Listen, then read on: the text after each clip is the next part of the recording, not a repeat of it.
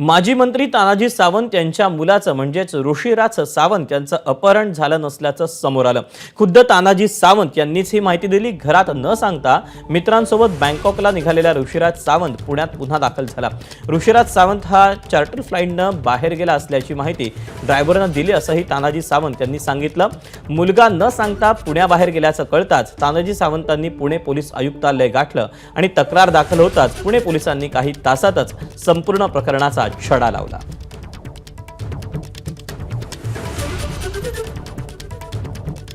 रात्री व्यवस्थित गप्पा मारल्या। सकाळीही त्यानं पहाटे 3:30 वाजता अभिषेक केला। रुद्राभिषेक आज प्रदोष आहे आणि माझा पूजा चालू होती, तो आला पटकन नेहमीसारखं कॅम्पसला निघून गेला। संपला, वाद नाही किंवा काहीच नाही आहे।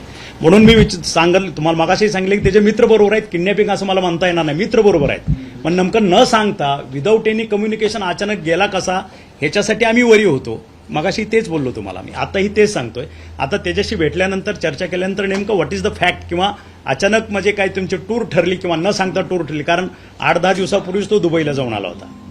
त्यामुळे सडन ऑफ परत लगेच कसं मग पप्पा रागवतील का किंवा काय असं काय आहे का ते एकदा चर्चा केल्यानंतरच मला कळेल। तुम्हाला विचारपूस केल्यानंतर आपल्याला पूर्ण माहिती मिळणार आहे की काय पर्पस होता, कशासाठी चालले होते, घरी का सांगितलं नाही, हे सर्व जे प्रश्न आहेत ते सर्व आता विचारपूस केल्यानंतर मिळणार आहे। आता जे सावंत साहेबांचे कुटुंबियांचे जे हे होता की मुलगा कुठे आहे, कसा गेले, ते आता मुलगा सुखरूप आलेला आहे। त्यांच्यासोबत जे त्यांचे 2 मित्र होते तेही परत आलेले आहे। आता फक्त जे पुढची आपल्याला माहिती त्यांच्याकडून पाहिजे की काय कारणास्तव ते बाहेर चाललेले होते, तर ते आता पुढच्या विचारपूसमध्ये येणार आहे।